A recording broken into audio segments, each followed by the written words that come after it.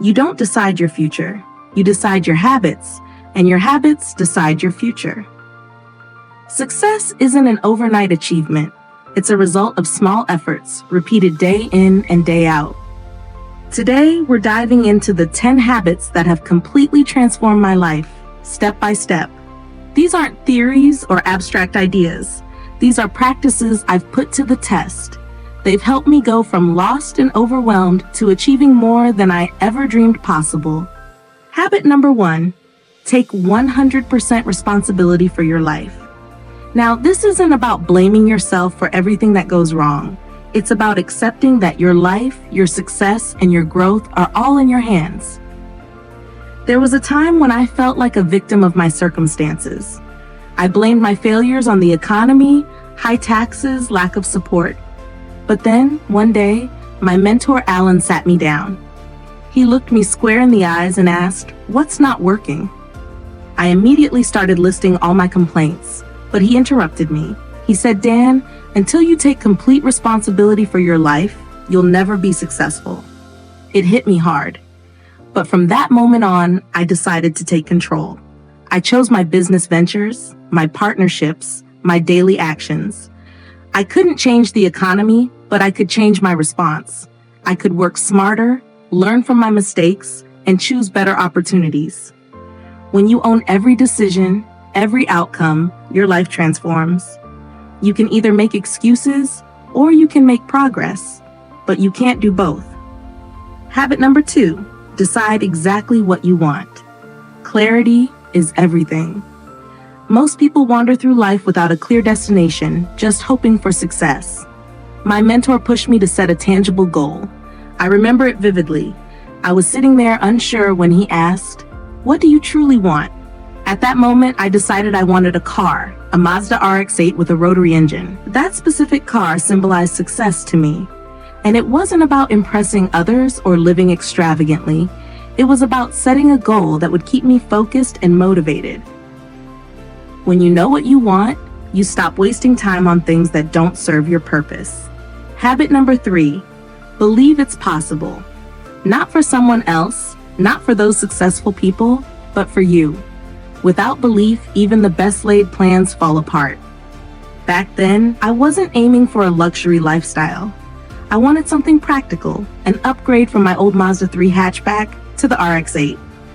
That felt like a real, achievable step. Napoleon Hill once said, "Whatever the mind can conceive and believe, it can achieve." I took that to heart. I knew that if I wanted this, I had to believe it was possible for me, not just theoretically, but in my core. The moment I committed to that belief, my energy, my actions, and my focus all shifted.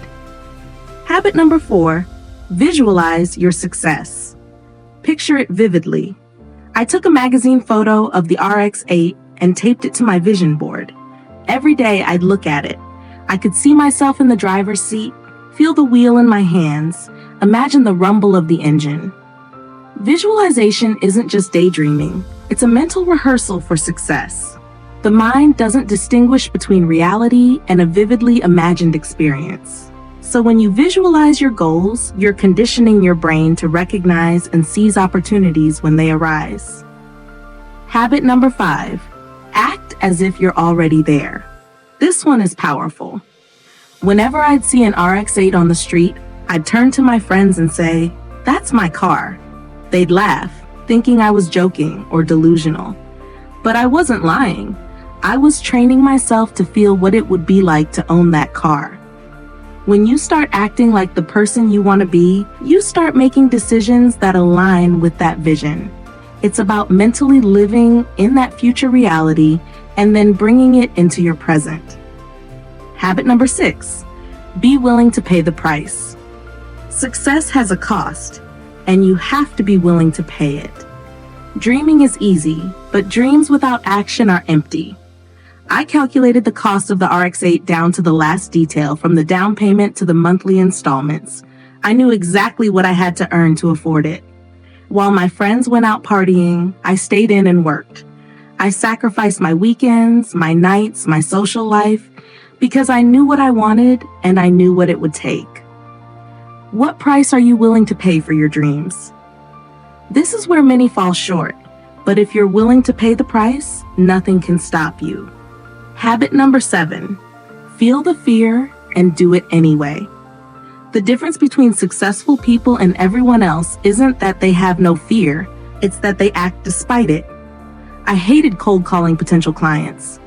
Every time I picked up that phone, my heart would race. But I did it.